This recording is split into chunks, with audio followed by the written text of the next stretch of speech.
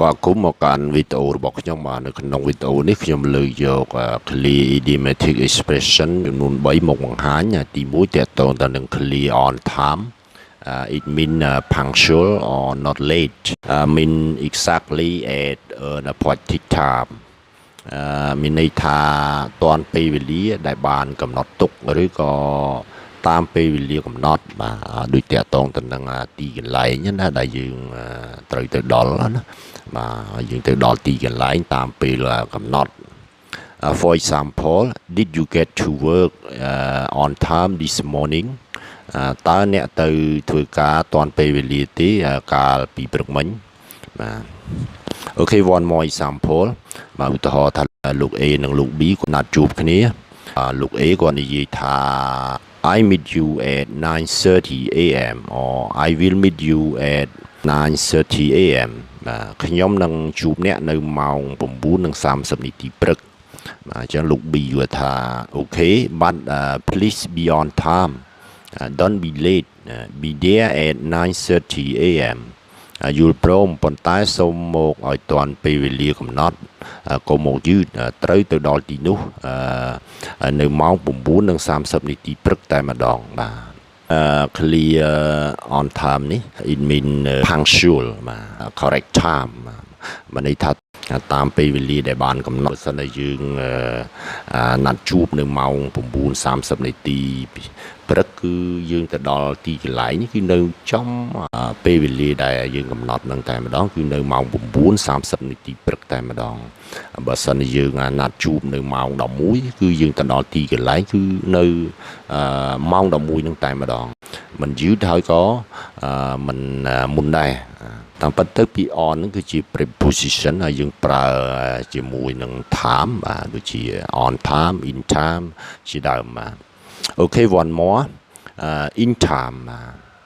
clear in time នេះ it mean early enough or soon enough mean within or sometime before an appointed time មានន័យថាទាន់ពេលវេលាឬជួនកាលមុនពេលវេលាដែលបានកំណត់ទុកបានន័យថាពេលខ្លះយើងអាចទៅមុនពេលកំណត់ទៀតមានន័យថា soon enough បាទ Okay for example did you get to the station in time តើអ្នកបានទៅដល់ស្ថានីយ៍ទាន់ពេលវេលាទេបាទ Okay one more example if we don't hurry up we won't be in time to catch the train បើសិនបើពួកយើងមិនប្រញាប់ប្រញាល់នោះទេយើងនឹងមិនអាចទៅទាន់ពេលដើម្បីជិះរថភ្លើងបានទេ Okay one more example I got home just in time it's starting to rain it mean soon enough before it start to rain ខ្ញុំបានទៅដល់ផ្ទះមុនពេលដែលមេឃបានចាប់ផ្ដើមភ្លៀងបានន័យថាយើងទៅដល់ផ្ទះមុនពេលភ្លៀងអញ្ចឹងទៅដល់ផ្ទះហើយបានមេឃភ្លៀងអញ្ចឹងណាអញ្ចឹងបានន័យថាវា soon enough អញ្ចឹង in time ហ្នឹងគឺតាន់ពេលវេលាដែរប៉ុន្តែពេលខ្លះគឺយើងអាចទៅមុនពេលទៀតណាវាខុសពី on time ដែលយើងទៅចំពេលនឹងតែម្ដងបាទបើតកតងទៅនឹងការណាត់ជួបដល់តាមនៅម៉ោង 9:30 នាទីព្រឹកគឺយើងអាចទៅមុនម៉ោង 9:30 នាទីព្រឹកទៀតអញ្ចឹងណាអាចថាទៅដល់ម៉ោង 9 ឬ 20 នាទីអញ្ចឹងទៅឬក៏ម៉ោង 9:30 នាទីនឹងតែម្ដងណាក៏ថាបានដែរបាទតែបើយើងទៅដល់ម៉ោង 9:30 នាទីយើងអាចប្រើពាក្យ on time ហ្នឹងចំតែម្ដងបាទ Okay one more to fall in love with somebody it mean to be very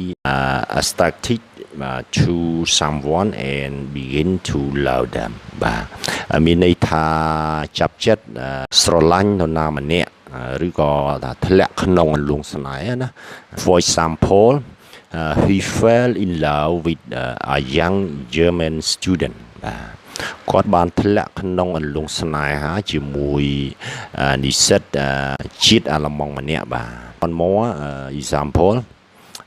they fell in love when they were student in high school ពួកគេទាំងពីរនាក់បានធ្លាក់នៅក្នុងអន្លង់ស្នេហ៍ឬក៏បានចាប់ចិត្តស្រឡាញ់គ្នាតាំងពីពួកគេរៀននៅវិទ្យាល័យមកម្លេះ បាទ to fall in love okay that's all